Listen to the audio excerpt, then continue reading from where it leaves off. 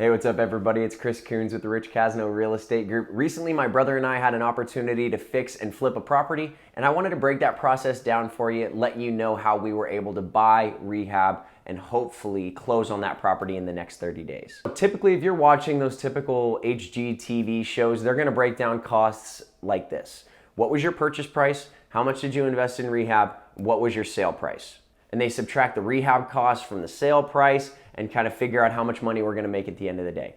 Unfortunately, that's not really how the flip business works. There's other costs that need to be taken into consideration. Actually, costs that I covered last week on my episode of Real Estate Simplified. Feel free to go check that out on closing costs. But closing costs both on the buy side and the sell side. You really need to make sure that you don't overlook those when you're calculating your numbers to look at whether or not you're going to purchase a flip property. So just a little backstory, my brother is a licensed general contractor, so we're kind of doing the Property Brothers of Sacramento kind of thing where he's able to fix the properties and we're able to save on the labor costs, and I'm able to help buy and sell the property so we can save on some of the commission costs.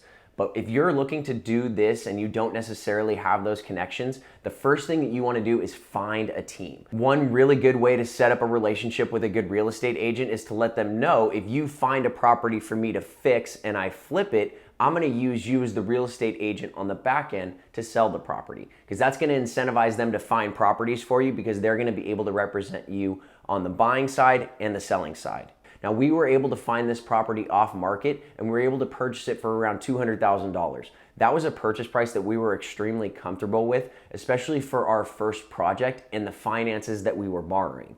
You may be asking, Chris, well, where'd you come up with the cash? You just have it stashed away? That's pretty impressive. Absolutely not. What we did was we used a gentleman named Dan Stolagros over at Focus West Capital. Focus West Capital is a hard money lender. There's a lot of hard money lenders in and around the greater Sacramento area, so make sure that you shop around when you're looking at how to finance a fix and flip deal that you come across. The difference with hard money lending compared to traditional financing is they're giving you cash to purchase the property.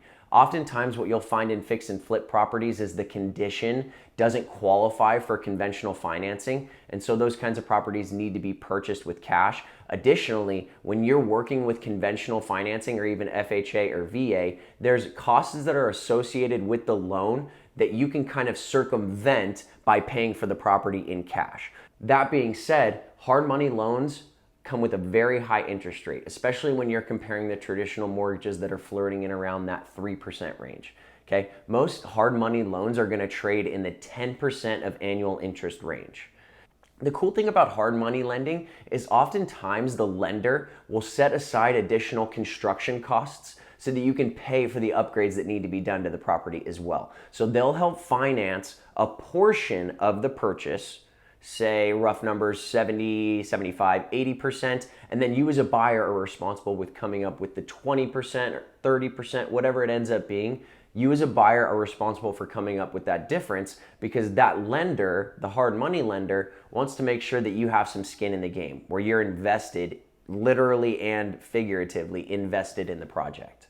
So once we were able to purchase this property, we started to get to work right away. This house needed everything from roof to heating and air. It needed a new water heater. The whole place was thrashed. We had to get the carpet out, new floors in, clean all the walls inside and out, repaint everything. It was literally almost a full gut remodel where not only we had to do stuff inside the property, but we had to do all new landscaping in the front yard and maintain what was going on in the backyard. It was a complete mess, but it was a project that we signed up for. It's what we wanted to take on. We, as a flipper, you should be looking for the ugliest house on the block, the house that needs the most work. Because when you improve it, you're going to assimilate it with other properties on the street, and that's how you're able to pick up that additional value. And so really the way that we see us finding the most success is sort of laddering into these bigger and more expensive properties where we have a little bit more risk tolerance and hopefully a little bit of more jangle in our pocket that we can use to kind of buffer any delays that we have in our timeline. So we purchased this property at the beginning of May.